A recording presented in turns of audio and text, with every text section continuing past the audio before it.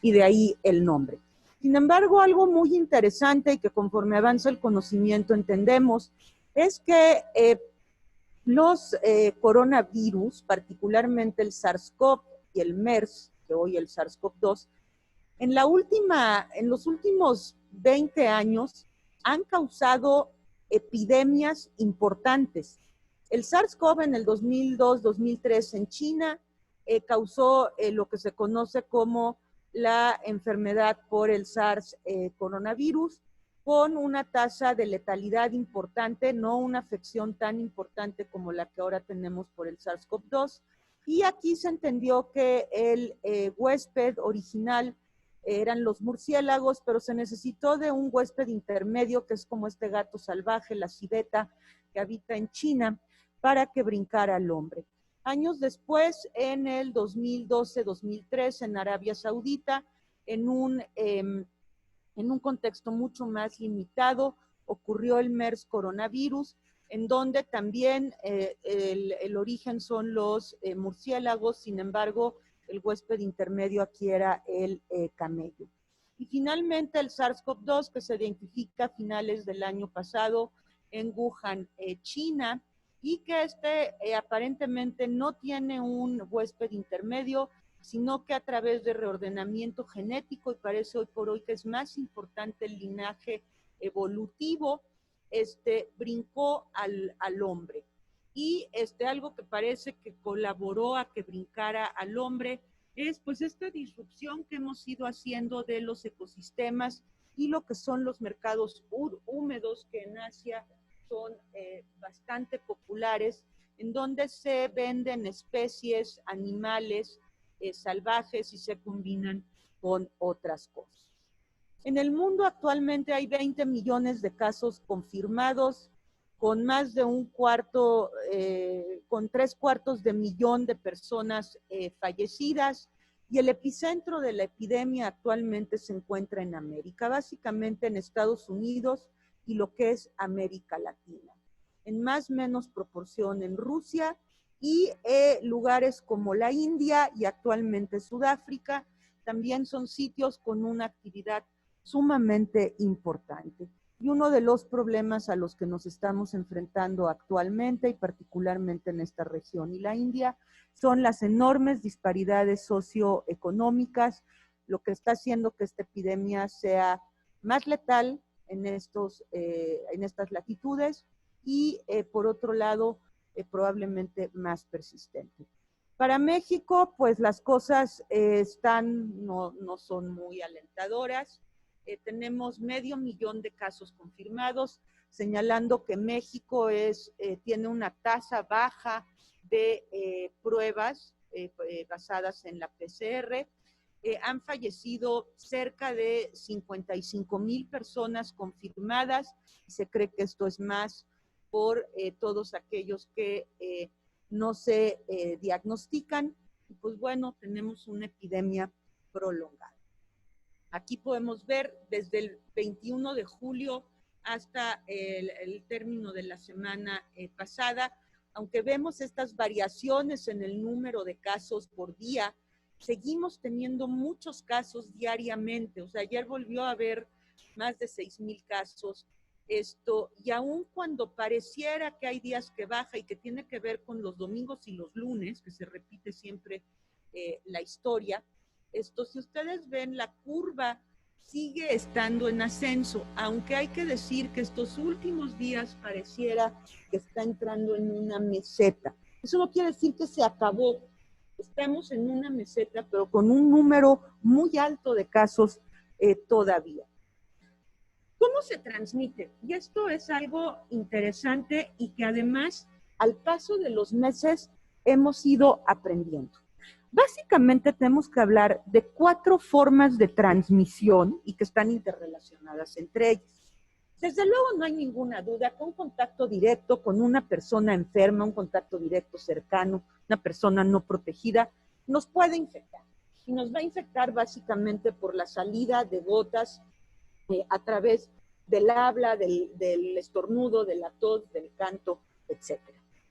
Esto por contactos indirectos, cuando alguien está enfermo Dado que una proporción muy elevada de los casos por COVID-19 se transmite por lo que son gotas gruesas, la propia gravedad, y aquí se explica, de estas gotas grandes van a caer a las superficies. Entonces, caen a las superficies, yo lo toco con mi mano y la mano toca alguna otra cosa, o yo me toco y me puedo infectar.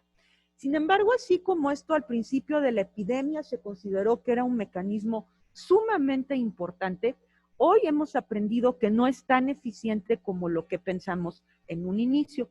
Y cosas como esta sensación de que cuando llego a mi casa me tengo que cambiar, me tengo que cambiar toda la ropa y bañar y casi de esterilizar lo que tenía puesto, etcétera, no es así. Tampoco las suelas de los zapatos se ha visto que sea un vector para la transmisión de el SARS-CoV-2. Entonces, habiendo dicho esto, ahora voy a pasar a lo que son las gotas gruesas y los aerosoles, porque es aquí donde se está centrando una buena parte de la atención y en donde muchas de nuestras intervenciones tienen que dirigirse. Creo que por sí solo este esquema explica mucho. Si nosotros tenemos una persona contagiada, cuando tose, cuando habla, etcétera, va a sacar una proporción grande de gotas gruesas, que son las que aquí pueden ustedes ver. Estas, por simple gravedad, lo que decíamos, van a caer a las superficies, van a caer a los distintos, a lugares cercanos donde nosotros estemos. Generalmente no viajan más de 1,5 metros o 2, de ahí la lógica de lo que es la distancia física. Sin embargo, hay una proporción pequeña y particularmente con algunas actividades como la intubación, por ejemplo, o inclusive una persona que tose mucho, que pueden salir pequeñas partículas que son en forma de aerosoles. Y estas sí se suspenden en el aire y pueden viajar distancias largas. Y es lo que hoy decimos que se queda en la nube. O sea, nosotros en nuestra relación, en nuestra habla, etcétera, vamos a generar pequeñas gotitas. O sea, vamos a generar gotas. Unas que, como dije, son grandes, se van a caer, etcétera. Pero otras que pueden quedar suspendidas en el aire. Y que por eso los lugares cerrados con mucha gente se consideran actualmente de alto riesgo. Y por eso la importancia del uso de cubrebocas. El cuadro clínico inicialmente está caracterizado por malestar general, tos seca, fiebre, fatiga, debilidad, rinorrea, algunos tienen diarrea, cefalea, mialgias, y una proporción no despreciable, como una cuarta parte, han referido anosmia o disgeusia. Esto es frecuente y una proporción de estos casos pueden evolucionar a un cuadro más grave, que es propiamente un cuadro neumónico, en donde presentan, lo mencionaré a continuación, algunos cambios en el pulmón, básicamente lo que son infiltrados intersticiales en un inicio, con vidrio deslustrado, y conforme avanza la enfermedad pueden presentar consolidación. Lo que es importante decir es que hay algunas manifestaciones que son más frecuentes que otras, y que algunas de estas deben ser datos de alarma. Tienen que ser datos de alarma tanto para buscar atención clínica, como si ya la busqué y no estoy evolucionando correctamente, que me sirvan como un dato de alarma para volver a tener una nueva valoración. Es muy frecuente tener fiebre en un inicio, pero una fiebre que no se quita, que es persistente, que salta, es un síntoma, es un signo de alerta. Igualmente, si no tengo fiebre y a los 3 o 4 días empiezo a hacer fiebre alta, es un dato de alarma. Lo mismo la disnea.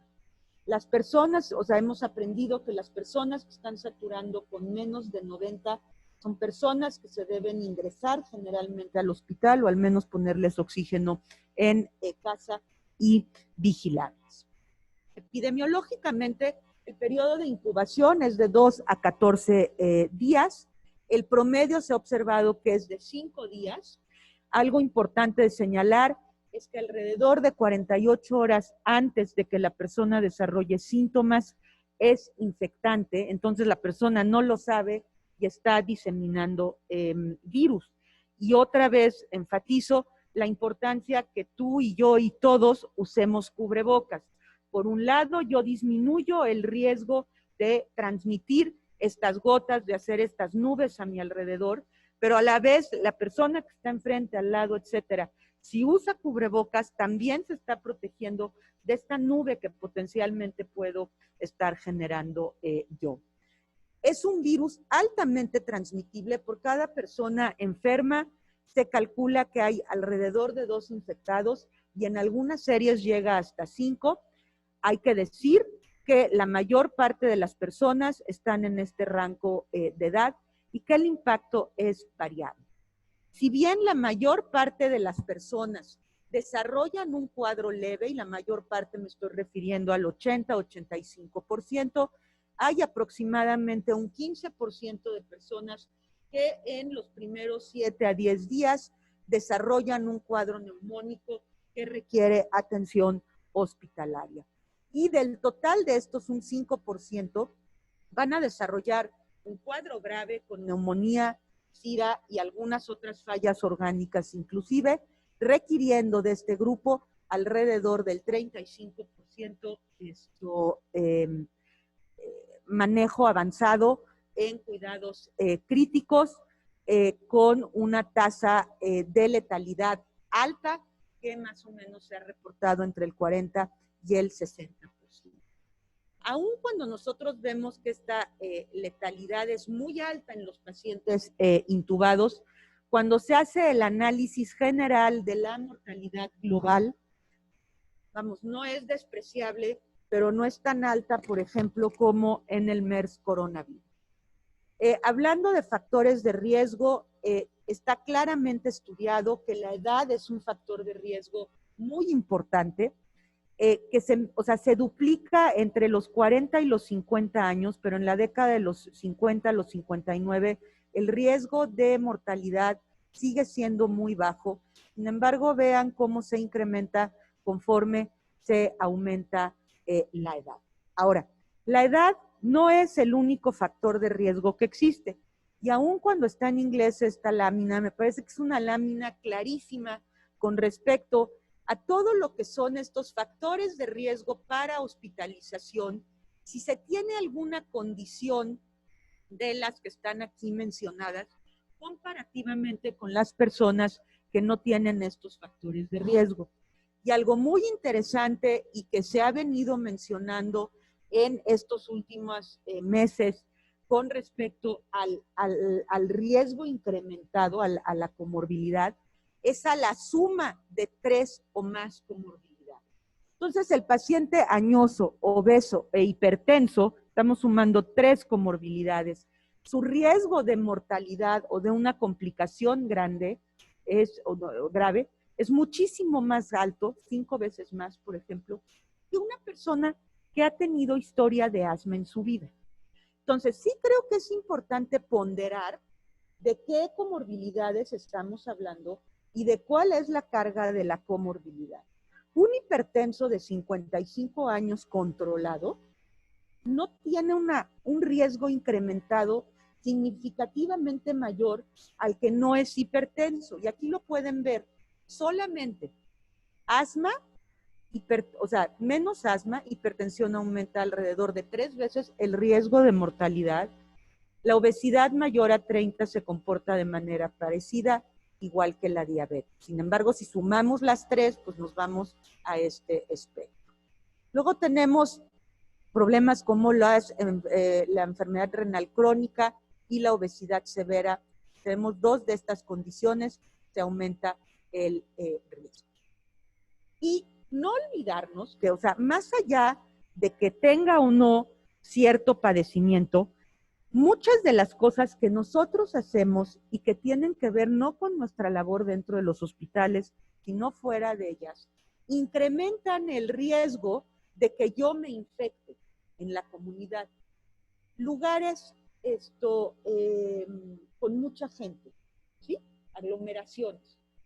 Ir a un cine, ir a un centro comercial, hacer una fiesta, es una irresponsabilidad actualmente. Tener contacto físico cercano es algo que debemos evitar. Yo sé que los latinos somos muy apapachosos y nos hace falta, pero ahorita tenemos que evitar el contacto físico. Desde luego los espacios cerrados, por esto que hablamos de estas nubes que se quedan cuando no circula el aire, y tenemos ejemplos claros como lo que ocurrió en este barco, el Princess Cruise en Japón. Hay algunos otros ejemplos, por ejemplo, en el transporte público, etcétera. Y desde luego cuenta la duración de la exposición. Cuando a mí me vienen a decir, es que pasó un paciente COVID por el pasillo y yo andaba por ahí, eso no es un contacto de riesgo cercano, no es una exposición de alto riesgo. Ahora, si me dicen, asistí en la ventilación o asistí a nebulizar un paciente y además no me protegí, ese sí es un contacto de mucho riesgo.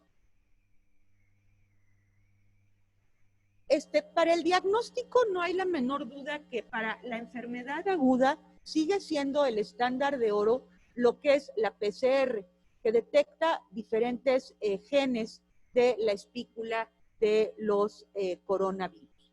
Se puede hacer a través del hisopado nasofaríngeo, faríngeo, esputo, e inclusive actualmente parece que la se convierte en un buen aliado. Las pruebas rápidas por ELISA que detectan anticuerpos no parecen ser una buena alternativa porque dan falsos positivos, porque cruzan con otros coronavirus y además en general no tienen una buena rentabilidad diagnóstica. Es probable que conforme se introduzcan otras pruebas rápidas, básicamente con detección de antígenos, esto mejore.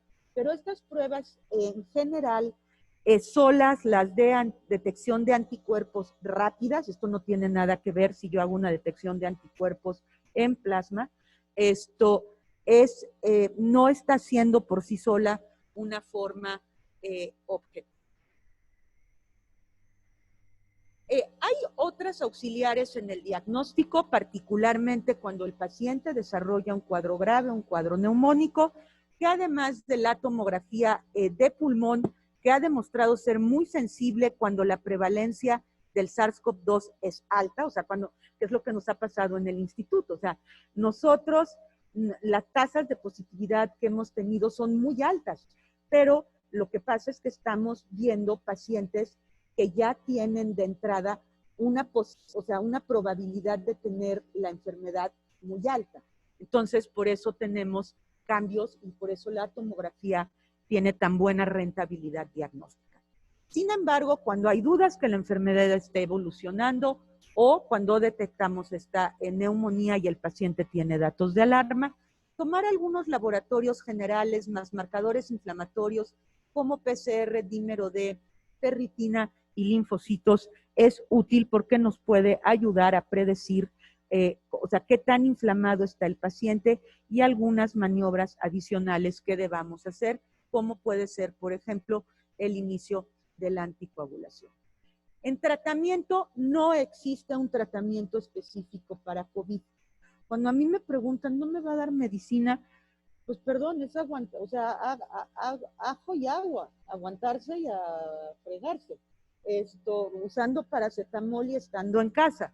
Eso es la mayor parte de las veces cuando se trata de cuadros leves ambulatorios, que quedamos que son una inmensa mayoría, alrededor del 80-85%. Ahora, cuando se hace un cuadro neumónico, en general, se sugiere la admisión hospitalaria si la saturación es menor al 90% y desde luego es importante valorar los factores de riesgo.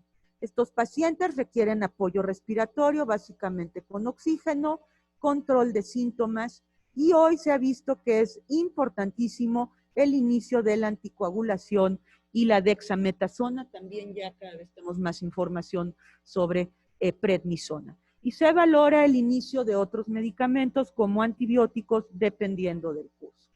Ahora, si este paciente desarrolla un cuadro grave, que requiere, una condición crítica con una o más fallas orgánicas, este paciente debe ser admitido a una unidad de cuidados intensivos COVID y pues brindársele todo el apoyo que requiera más allá de lo que ya se ha señalado.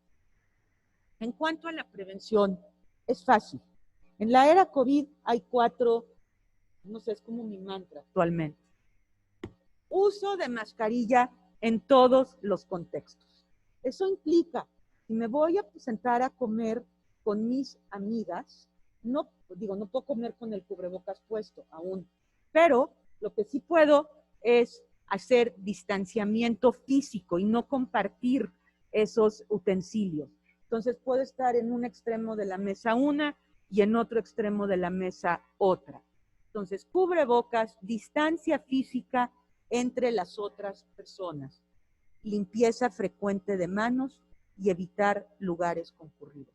Si nosotros hacemos estas 4 cosas, realmente estamos casi teniendo una vacuna eficaz para la prevención y la disminución de la transmisión del SARS-CoV-2.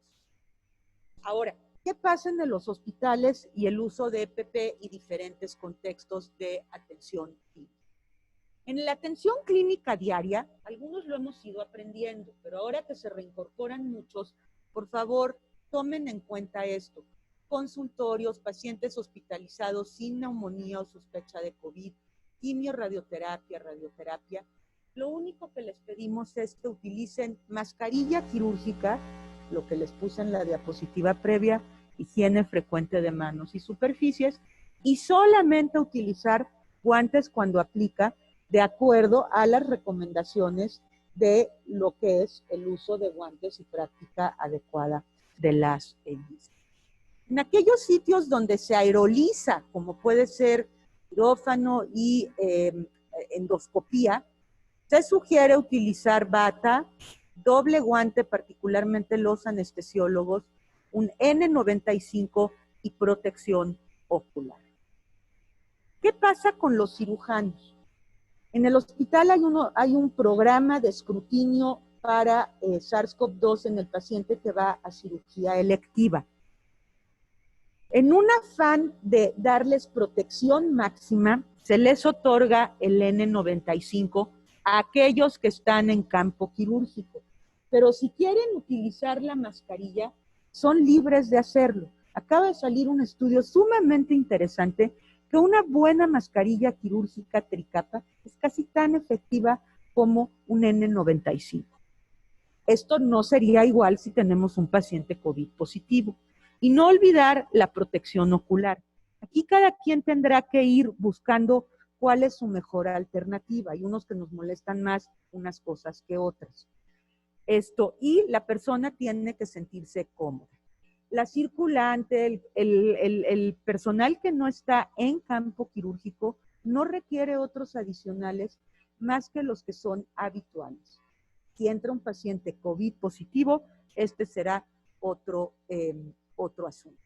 Aquí pueden ver, esto es la recomendación del CDC, que es exactamente igual que la que tenemos en México, y estos son algunas de las recomendaciones de quién siempre debe usar N95, independientemente de que sepa que su paciente es o no COVID. Lo que no sirve es usar 2 mascarillas o cubrebocas, doble bata. Esto es lo único que estamos desgastando más insumos. 2 batas no me van a proteger más que una. Con una que me ponga y la ponga correctamente es suficiente. Tapetes, campos impregnados de cloro, tampoco sirven. Lo que tenemos es que tener buenas prácticas de higiene. Es muy saludable llegar a la casa y quitarse los zapatos. Imagínense todo lo que pisamos, pero no es porque los zapatos vayan a transmitir coronavirus. Y el uso de guante fuera de las indicaciones es realmente algo cochino en el sentido de que nos da una falsa protección y evitamos la higiene de manos, pudiendo inclusive amplificar la cadena de transmisión. Ahora, en caso de enfermar, ¿qué es lo que hay que hacer? Bueno, considerando que el 80% de los casos de COVID son leves, básicamente se sugiere acudir a consulta, tomar el aislamiento y en general se considera que 10 días después de haber iniciado con los síntomas y tener al menos 3 días sin uso de sintomáticos, las personas pueden regresar. Es una recomendación del CDC de los Estados Unidos, de la Secretaría de Salud de México, que pueden consultar. Una pregunta frecuente: ¿se requiere una prueba negativa para poder regresar al trabajo? La respuesta es no. Después de 10 días no se considera contagiosa una persona. Acuérdense que la prueba diagnóstica del PCR detecta fragmentos de material genético, y el hecho de que 10, 12 días o hasta más tiempo después yo detecte pequeños fragmentos de material genético no necesariamente quiere decir que la persona es infecciosa.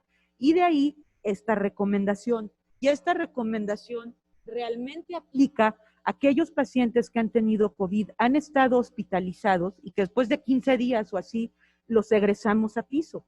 Esos pacientes han dejado de ser contagiosos. Además, decirles que estamos egresando los pacientes con 2 pruebas negativas. Y para el paciente también es un alivio verse menos aprisionado. O sea, piensen que COVID es un lugar cerrado completamente. Si tengo contacto con un paciente o persona con COVID, ¿debo hacerme la prueba? Imagínense, ya hay algunos que tendríamos como 100 pruebas o más. Mientras se usen las medidas de protección apropiadas, no, y los contactos casuales tampoco. Si recibo un paciente egresado del área COVID, ¿debo usar EPP como si fuera paciente COVID? No, por lo que ya mencioné. Las habitaciones o áreas donde han estado los pacientes COVID requieren más de una limpieza y desinfección. No, se usan los protocolos habituales de limpieza y desinfección, con además el plus que hoy tenemos acá en el instituto de tener desinfección mejorada por luz ultravioleta. Yo con esto me despido, les doy las gracias y vuelvo a decir, usen cubrebocas, porque si me cuido, me cuidas, todos nos cuidamos. Gracias.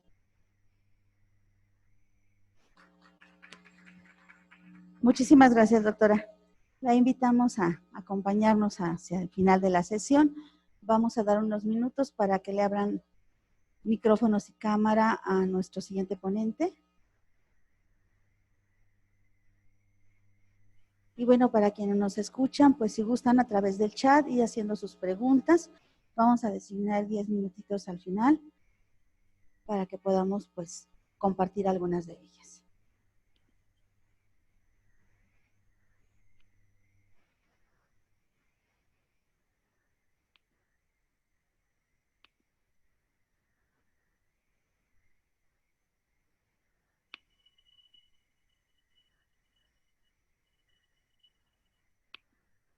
Buen día, Jonathan. ¿Ya nos puedes escuchar? Sí, ya los escucho. Excelente, te escuchamos muy bien. Sí. Pues les dejo en la voz del enfermero especialista en cuidado crítico, Jonathan Edrey López Jardón. Gracias por acompañarnos. Muchas gracias, jefe. Bueno, buenos días y gracias por la oportunidad de dar este pequeño tema, complementando lo que ya escuchamos con la doctora Vilar. Daré un breve contenido en cuanto a la respuesta inmune ante este virus, que es el del SARS-CoV-2.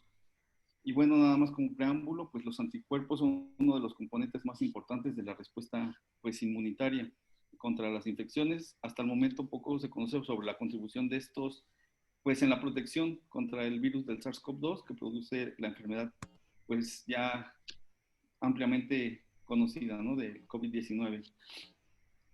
Pues determinar este tipo de respuestas al profesional de enfermería lo lleva a tener sus intervenciones más específicas y también, como ya lo estuvieron mencionando, conocer las fases de esta enfermedad, ¿no? Saber en qué tiempo va a ser un paciente asintomático, cuándo puede presentar síntomas, cuándo se va a llevar a cabo esa cobertura de anticuerpos y, bueno, ya como lo mencionaba la jefe Emma, al final cualquier duda será respondida.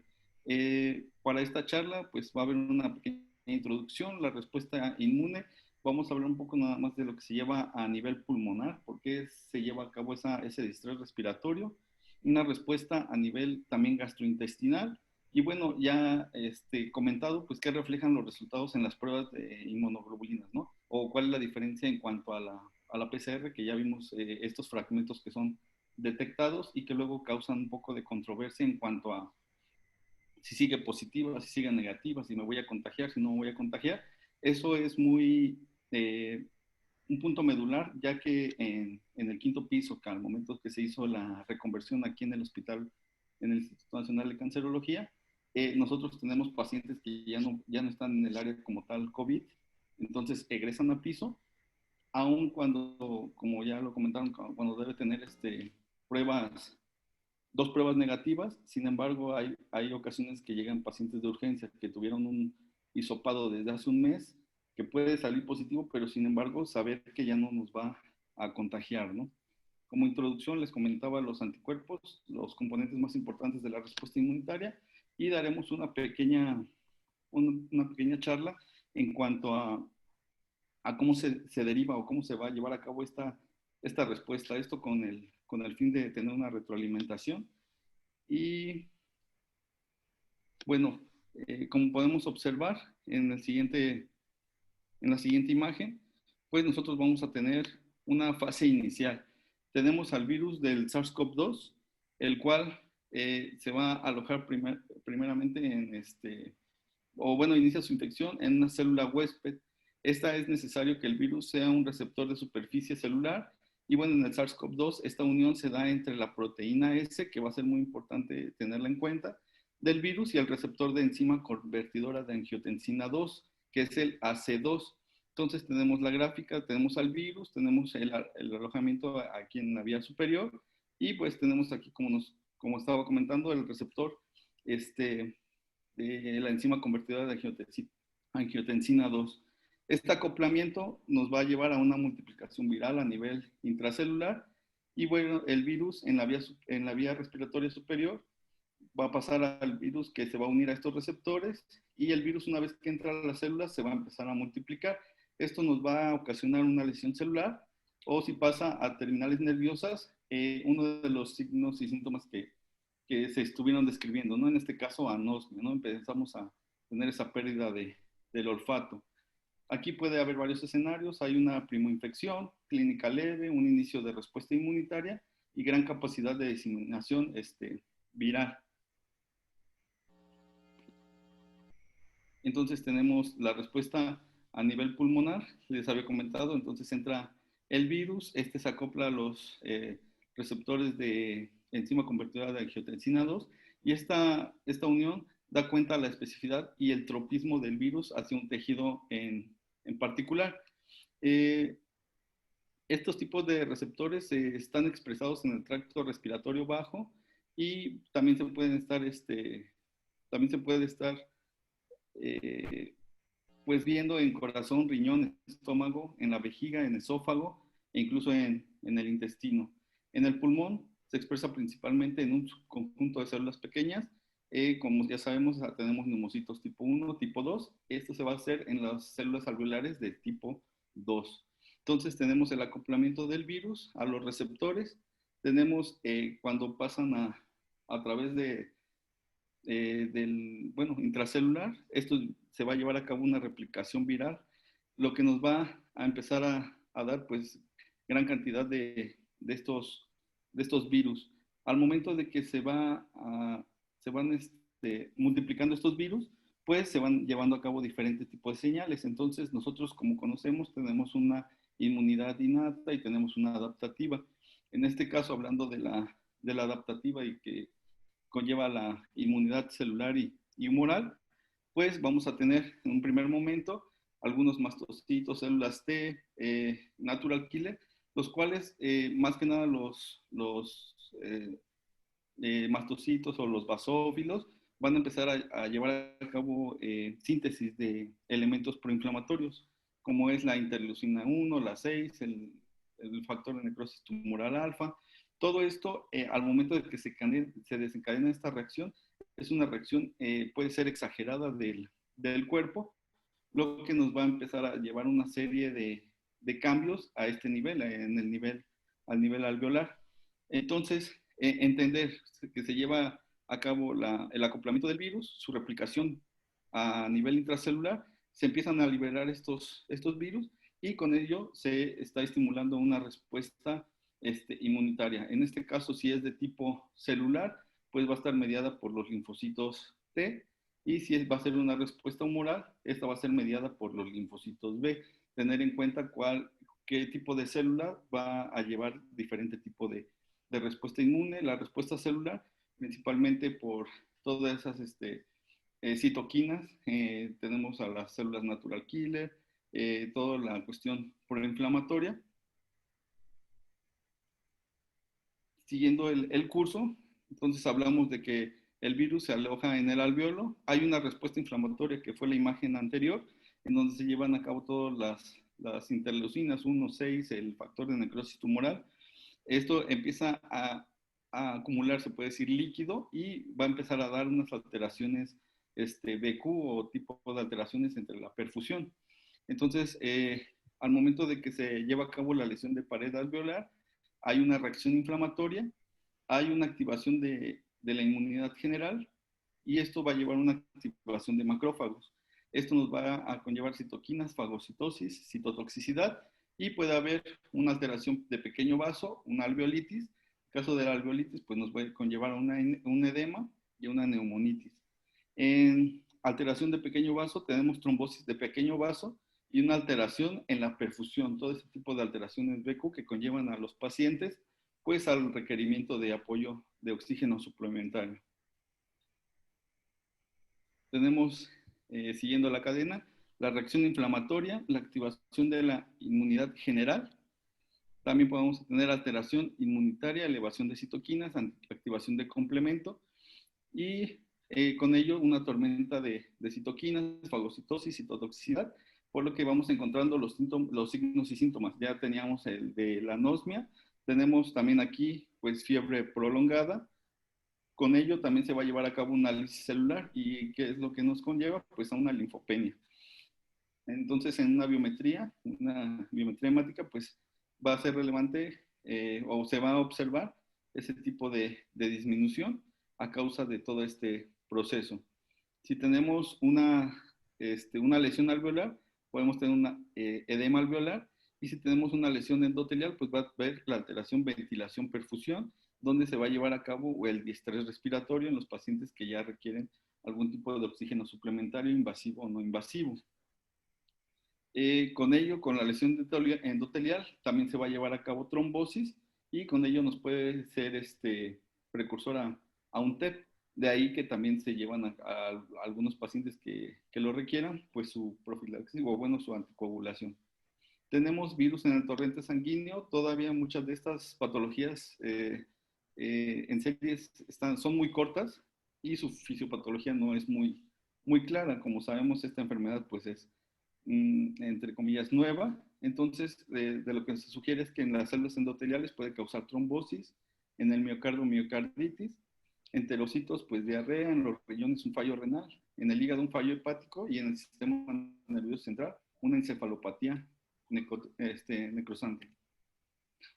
Una respuesta a nivel gastrointestinal. Como sabemos, también nos puede dar signos y síntomas intestinales. Tenemos la misma premisa, tenemos al virus que se va a acoplar a esos receptores de enzima convertidora de angiotensina 2, de los cuales se van a ir acoplando para llegar al espacio intracelular, se lleva la replicación y se puede decir, similar un proceso al del pulmón.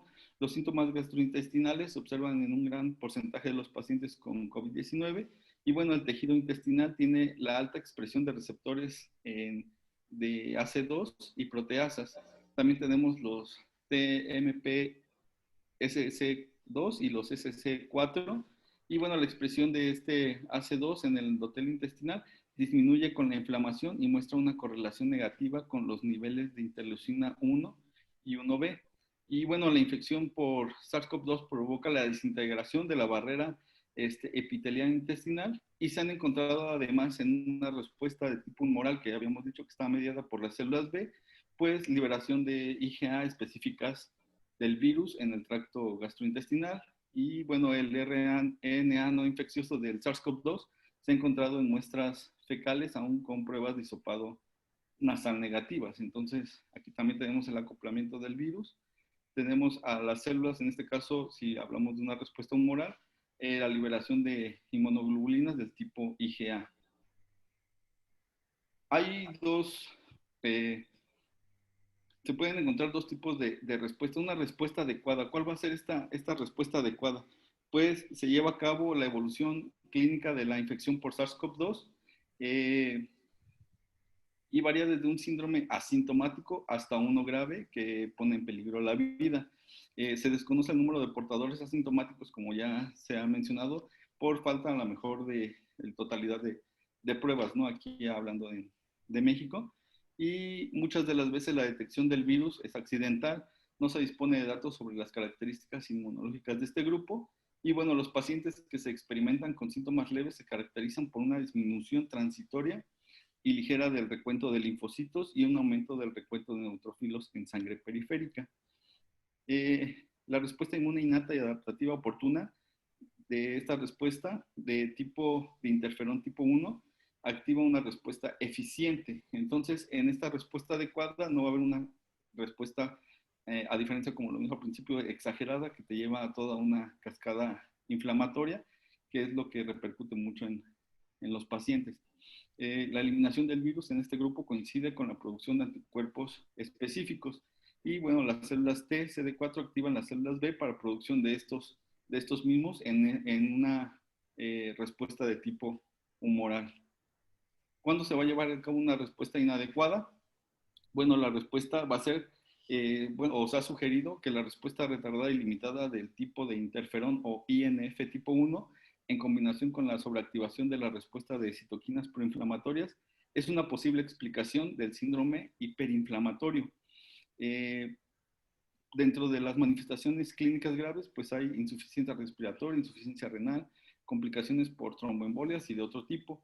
Y en el COVID-19 grave se caracteriza por un síndrome de liberación sistémica de citoquinas, aumento de los niveles de PCR, hipoalbuminemia, y bueno, encontramos a las células T, en este caso, en una respuesta celular. Habíamos dicho que se llevan a cabo todo ese tipo de citoquinas. Hay factores proinflamatorios, interferón, interleucina 6, interleucina 1, y bueno, la respuesta tardía y limitada es por todo ese tipo de fuga plasmática, ¿no?, que hay al momento de que se lleva a cabo ese proceso inflamatorio. Hay una sobreactivación y rápido agotamiento de células T y natural killer, y acumulación de macrófagos activados en una tormenta de citoquinas.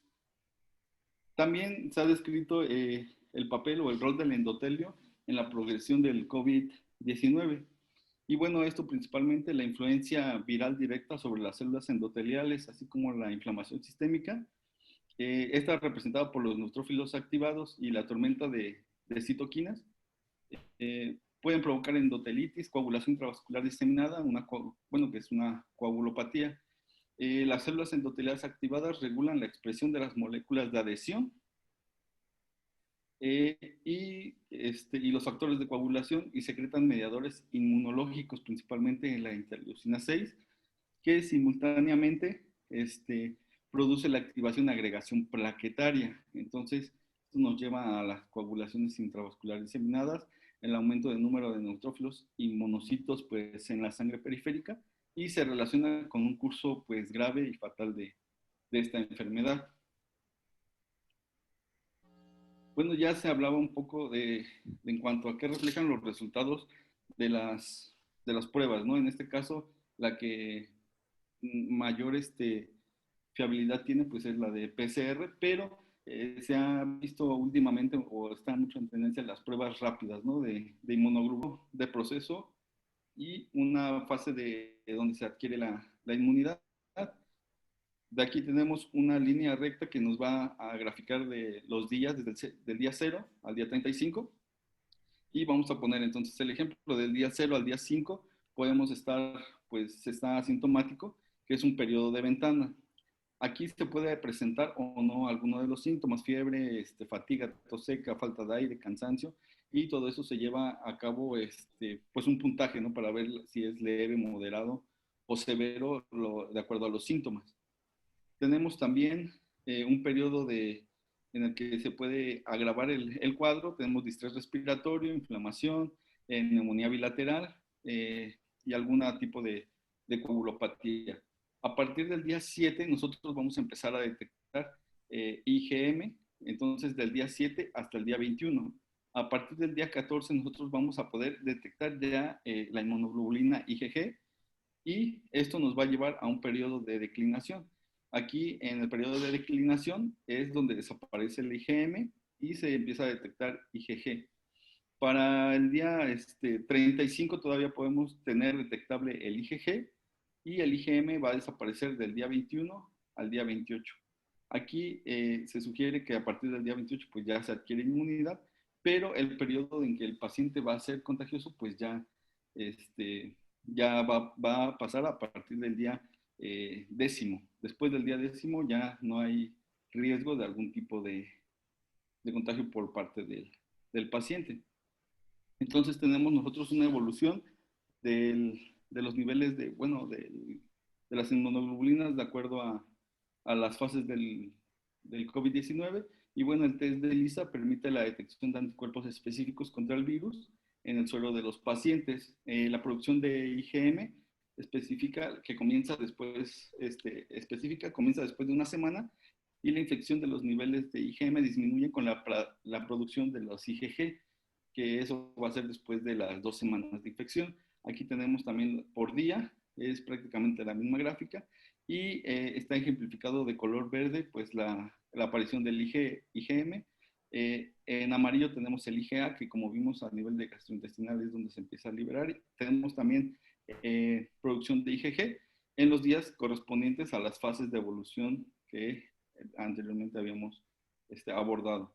Entonces, de manera gráfica, en cuanto a esas pruebas que se están realizando como pruebas rápidas, ¿qué es lo que arrojan esas pruebas? Bueno, la C nos habla del control, ¿no? El control siempre debe de tornarse en cuanto a la línea para saber que está funcionando adecuadamente la prueba, y normalmente hacen la prueba con IgG e IgM.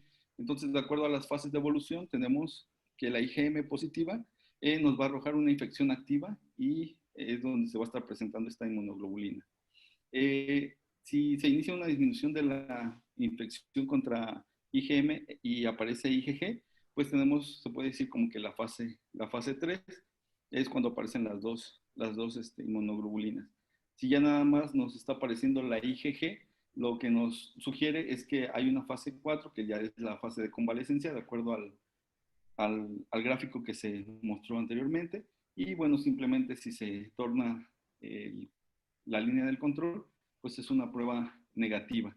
Este tipo de pruebas, a diferencia de la PCR, que detecta como tal los fragmentos, bueno, la PCR pues tiene una especificidad próxima al 100%, y tiene, aunque tiene poco sensibilidad, pero la especificidad sí es alta.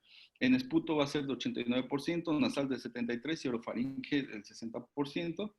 Y en cuanto a estas pruebas serológicas de uso rápido, pues tienen menos especificidad, y bueno, su sensibilidad es del 80 más menos 5, y especificidad del 90%, del 84 al 95%, pero pues siempre tienen sus inconvenientes, ¿no? Como conclusión, pues el poder comprender los procesos fisiopatológicos permite al personal de enfermería encaminar sus cuidados de una manera fundamentada y especializada. En particular en el área COVID, o en la que se instaló como COVID en el Instituto Nacional de Cancerología, tanto COVID-A como COVID-B, los compañeros y especialmente los que están en mi turno, que son en turno vespertino, pues sí conllevó gran pues capacitación, entender mucho la fisiopatología, y con ello creo que se ha demostrado todos esos cuidados especializados que han llevado, y bueno, nada más como referencias, si gustan, los puedo compartir. Son de algunos artículos donde sacamos esta pequeña charla. Y bueno, si no hay una duda, bueno, ahorita se va a abrir un espacio para las preguntas. Por mi parte sería todo. Muchas gracias, licenciado López Jardón. Invitamos a la doctora Vilar si gusta pasar al frente y vamos revisando el chat, por favor. Si alguien en la sala tiene alguna participación, alguna pregunta, por favor, si gustan pasar al micrófono.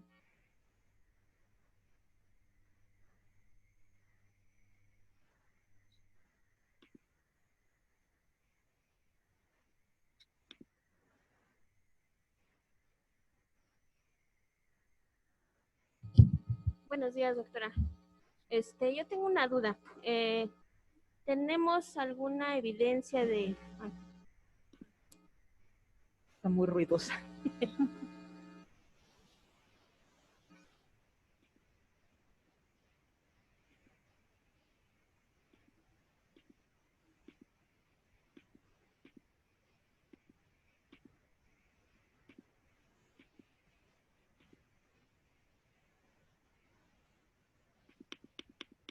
Buenos días. ¿Tenemos alguna evidencia, doctora, de que cuánto tiempo dura la inmunidad y si ha habido casos de personas que se han sobreinfectado o Esta infectado? Esta es una de las grandes preguntas y pues bueno, hay mucha gente tratando de responder. O sea, sí, la infección por COVID-19 sí genera inmunidad. O sea, hoy sí lo sabemos, sobre todo si se tuvo una infección clínica. Lo que no se está claro es por cuánto tiempo. Y ahora además empieza a haber algunos estudios interesantes de si nosotros nos hemos expuesto, que probablemente muchos de nosotros lo hayamos hecho, a coronavirus de los que causan resfriado común, no se sabe si eso nos puede conferir algo de inmunidad, pero son simplemente teorías. Yo creo que necesitamos la prueba del tiempo.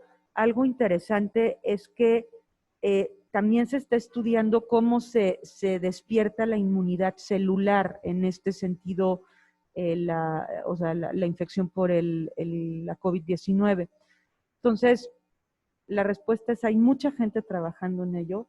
Es difícil responder en este momento. No que yo sepa, ya alguien que tuvo COVID en estos meses se ha vuelto a infectar, pero pues bueno, creo que todavía nos faltan muchas cosas por ver.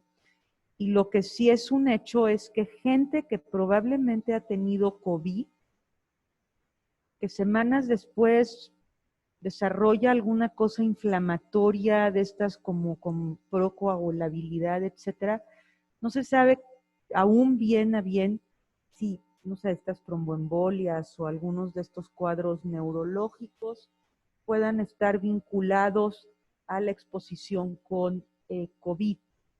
Entonces, bueno, pues puede ser esto, o sea, una tromboembolia masiva, pero puede haberlo desatado la infección por COVID, que a lo mejor ni cuenta me di que tuve, no sé, claro. Fisiopatológicamente hay algunos mecanismos que sugieren que sí, lo estaban mencionando ahora, pero hasta allí. Gracias.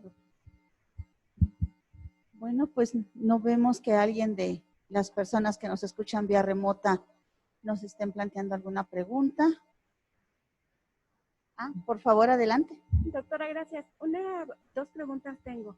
Aquí en el instituto se ha utilizado como alternativa de tratamiento el uso del plasma de pacientes que han sido positivos. Esa es una. Y la otra, en los pacientes críticos se utiliza algún anticuerpo monoclonal en un momento. ¿Los pacientes qué, perdón? Críticos. Uh-huh. Sí, se utilizan anticuerpos monoclonales como parte del tratamiento adicional. Ok. A ver, la primera, del plasma convaleciente. El instituto forma parte de la red y de hecho el instituto, el banco de sangre es el banco recolector del plasma. Y es muy probable que en las siguientes 2 semanas se hagan las primeras infusiones en el INCAN. O sea, tuvo que pasar todo un proceso desde tener, gente que se hubiera, que supiéramos se hubiera infectado y quisiera donar plasma, etcétera. Y además tiene el problema de que casi no acepta por protocolo, por criterios de selección, mujeres. Entonces, bueno, eso también ha reducido un poco la muestra, pero ya hay varias unidades recolectadas y en breve, de hecho, ya se está haciendo todo el ajuste para incluir al primer paciente. Yo creo que esto va a suceder en los próximos días. Ahora también hay que decir que en el INCAN han caído el número de ingresos, por suerte. Entonces, a lo mejor esto ahora retrasa un poquito. De los monoclonales, se refiere básicamente a estos inmunológicos como los que se han usado para artritis, etcétera. Sí se han usado y bueno, y ahora estamos con toda todas estas evidencias que han ido cayendo. Hace unos meses clamábamos por el tocilizumab porque se consideró que era un adyuvante importante para el paciente en estado crítico. Salieron varios reportes con estudios de tipo observacional que parecía que otorgaban algún beneficio. Sin embargo, hace menos de 15 días, el propio Roche, que es el dueño quien manufactura el tocilizumab, después de un ensayo clínico aleatorizado grande y de haber revisado los resultados de otros estudios, ellos desaconsejan el uso de tocilizumab porque no se observó ninguna diferencia en la mortalidad, pero sí se observó un incremento sustancial en el número de infecciones secundarias, básicamente bacterianas y fúngicas. Hay otros inhibidores de JAK2, como el baricitinib y siempre lo digo mal, perdón, ruxolitinib, que se usan de manera oral y esos están totalmente bajo protocolo de investigación y lo que se busca es que antes que el paciente llegue a la fase inflamatoria, donde hay tormenta de citocinas, etcétera, es cuando se dan. Esto es pacientes con neumonía y bueno, ya hay varios pacientes que han ingresado a los protocolos. Pareciera irles bien, pero bueno, al menos uno es comparado contra placebo, entonces no sabemos. Esto es información que tiene que irse generando.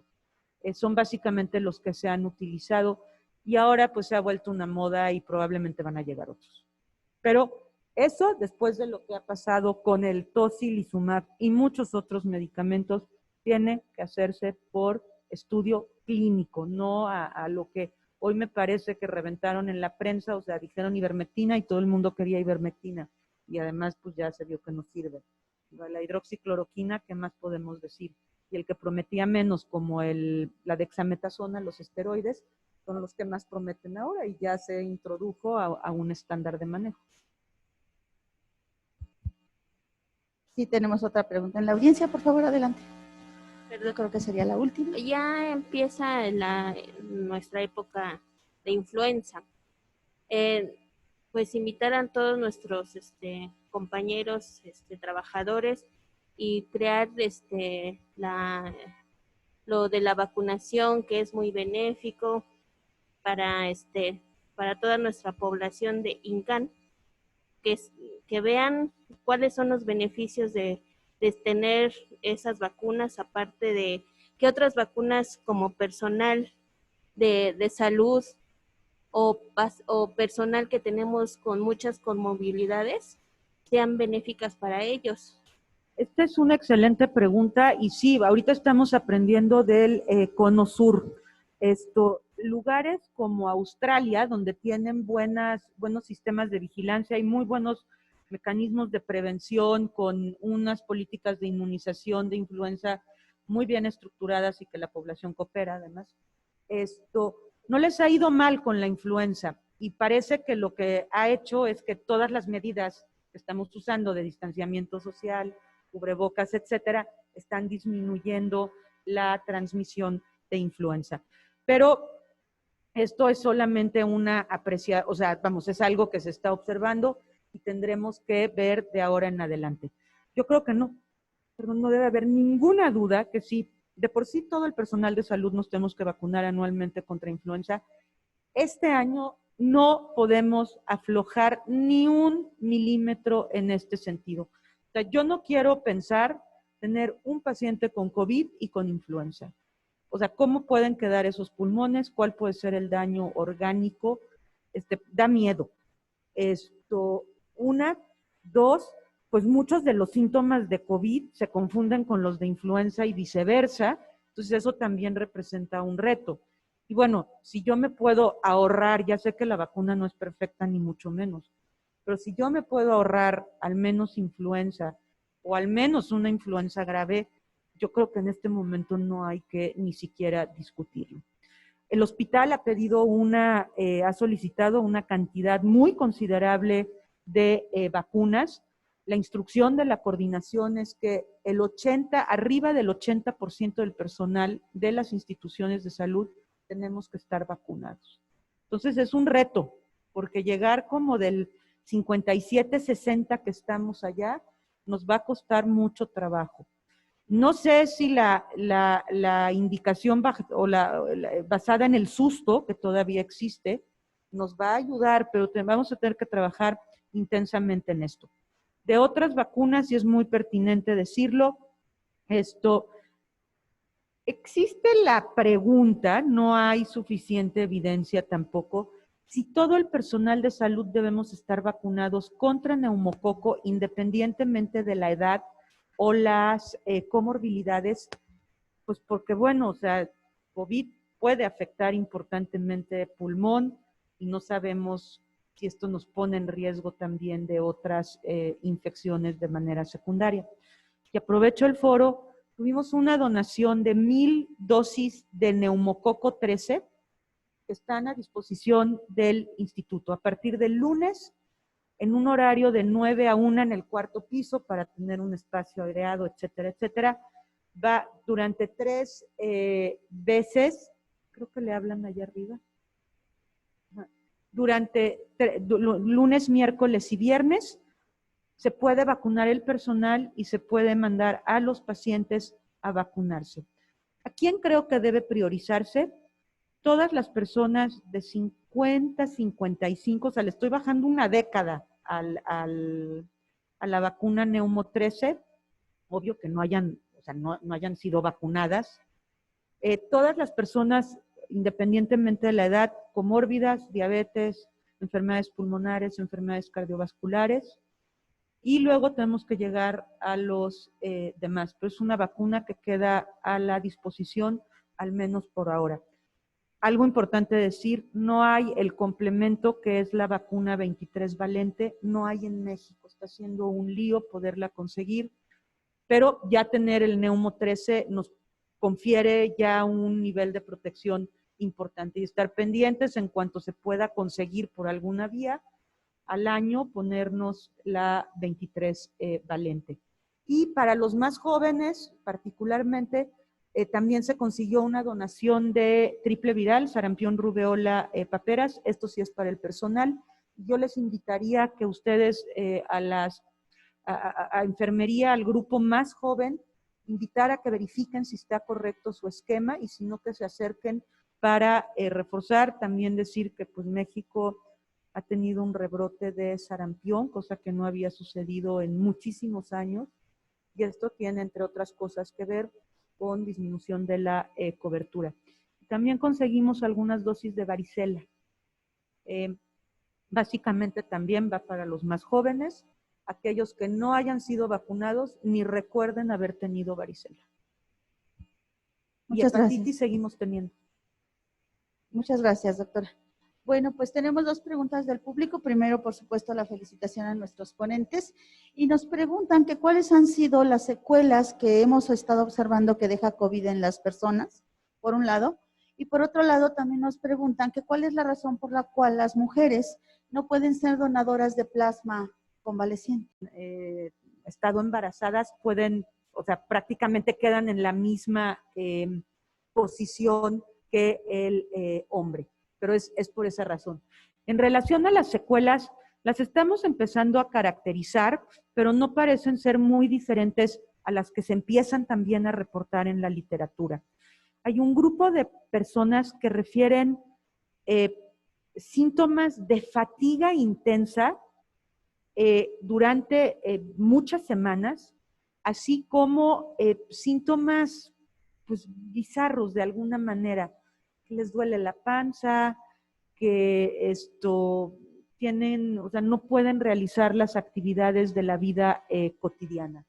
Aquí hay que ser honestos y claros y pensar, o sea, si hoy a mí me preguntan cómo me siento, estoy muy cansada y hasta ahora, hasta que hoy, que sepa, no he tenido COVID, que sepa. Entonces, hay síntomas que también creo que pueden estar confundidos por ansiedad.